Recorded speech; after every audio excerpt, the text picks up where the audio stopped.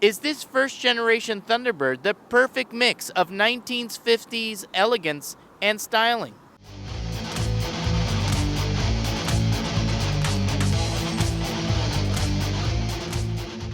Here we have a 1956 Ford Thunderbird. This is the second year of the Thunderbird. The years are 55, 56, and 57. They're all very similar. The 55 and the 56 are essentially the same, besides the rear tire, which we will go over later. The 57 had a different front bumper and a different rear bumper, and it had bigger fins in the back. This car is equipped with white wall tires, modern radial white walls that mimic the original bias ply white walls. These cars were four-wheel drum brakes. Typical 1950s styling features. It's got these big bumperettes, chrome bumpers, chrome everywhere, fancy emblems. Everything is really nice. It also has an integrated functional hood scoop.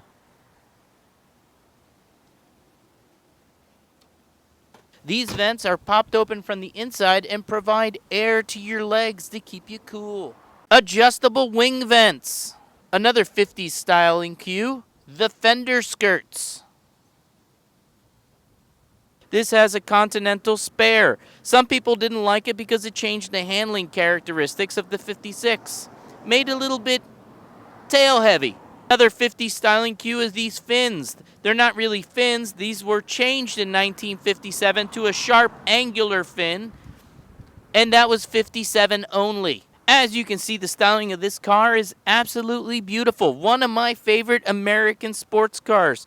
But Ford, unfortunately, didn't consider this a sports car. They released this as a personal luxury car. That's right, this is a luxury car. It's a two-seater luxury car. I love the tailpipes on this car. They come through the bumper right here. Look at that. What an awesome design. Fantastic. Beautiful door panels. Look at this machined door panel. That's right. This is all machined. Look how beautiful that is. Electric seats. Very rare for this era of car. Four-way adjustable. As we come onto the interior, the speedometer is backlit by the sunlight. The sun comes through here and it lights up the speedo.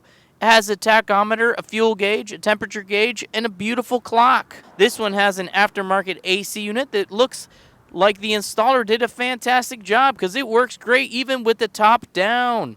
And they paint matched it. What a great job. Whoever did that is awesome. It also has a 1950s style horn like a boat.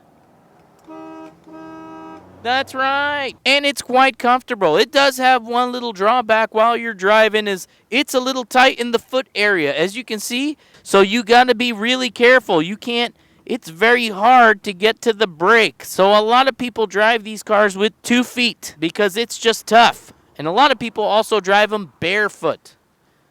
It's not made for a guy with big feet. So if you got big feet, you're not buying this car. Maybe your wife can drive it if she has small feet.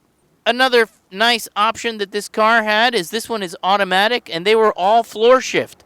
Automatic floor shift. Very nice feature. Makes it real sporty. These cars came with an automatic or a 3-speed manual. More on that when we get to the mechanicals. Well, on to the mechanicals. Let's pop this hood. As you can see, it's got the functional hood scoop. Here it is. It sucks the air in there. Works really good. The motor sizes are 292 cubic inch and a 312. The 292 was 1955, and it came with 193 horsepower. The bigger motors had more power. Some of them were 225 horsepower, and some were a little more, depending on the model year. This one has 225 horsepower because it's automatic. This has the Ford-O-Matic transmission. Some people called it the Problematic. Some people called it the Slush-O-Matic. It is not the greatest transmission, but it's not that bad. In 1955, these cars were 6-volt. This is a 1956, so it's 12-volt, which is a great thing to have. As you can see, here's a nice shot of the air cleaner that works with the hood scoop. This one's got aftermarket air conditioning. As I mentioned before, it works great. Everything else is pretty much all stock in here. Let's move on. The value of this one is in the $40,000 range, and the reason is because this is a driver. So what are we going to do? We're going to take it for a drive. Let's go. Let's get this one started and see what she sounds like. Oh, let me stick the mic out. This one sounds beautiful. Nice V8 rumble. Let's see how she rides. Let's see how she goes on the road. Easy to back up because it's convertible. Sorry about that, everybody. A little slip of the foot. Remember how I told you that the brakes are touchy and hard to deal with because the pedals are close, and that's a very good example of what just happened. When you drive this car with the Ford-O-Matic, it takes off in second gear. Only time it goes into first gear is when you floor it or manually put it into first. That's why it has the nickname the Slush-O-Matic. But as you can see, this car rides beautiful. Sweet, supple suspension. The brakes are drum brakes, but the brakes are pretty good. They're good by 1950 standards. It can be driven every day. It's a nice, smooth ride. But this is a quite comfortable car. It's got these adjustable wings to keep the air away from you. So as you can see, my hair is not really flailing around too much.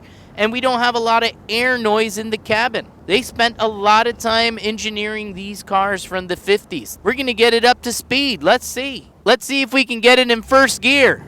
Oh, yeah. First gear. Oh, we chirped it in second. All right, we got to slow down, though. I think this one still actually has 225 horsepower. She did a little chirp. When these cars were first released, they outsold the Vet by a lot. You should Google it. It's quite interesting. Ford claims that they designed this car in just 1 year. Should I punch it again, everybody? Maybe after this turn, or maybe in the middle of the turn. I'm going to punch it. Oh, yeah. Oh, yeah, baby. Whoa, we better slow down. Get a little out of control. Like I said before, this is a great car. It's a total driver. This doesn't have any weird issues. It's plenty fast. This one has air conditioning, all the modern things that a modern car has. Anybody can drive this. There's no special tricks needed to drive this car. The pros: V8 engine, good horsepower for its time, very comfortable to drive. The price of $40,000 for a driver is very attractive. Inexpensive parts because Ford shares parts with all their models. Classic 1950s styling that is timeless. Anybody can drive this. The smooth ride. Very good handling for a 50s car. Now on to the cons. The 312 motor always leaks from the rear main seal. The Ford-O-Matic transmission is not liked by many people. Power steering leaks are also common. The 55 is 6 volt. The brake and clutch pedals are way too close and dangerous. It's prone to rust, and the areas are front fender and rear fender wheel openings, front fender air ducts, rockers, and floor braces. New metal repair panels are scarce. Another edition of Marty's Market Assessment. 1956 Ford Thunderbird. Great vehicle. I love it. This one is a driver, and it can provide lots of years of enjoyment, and the value is always going to go up. As always, please like, subscribe, and leave comments.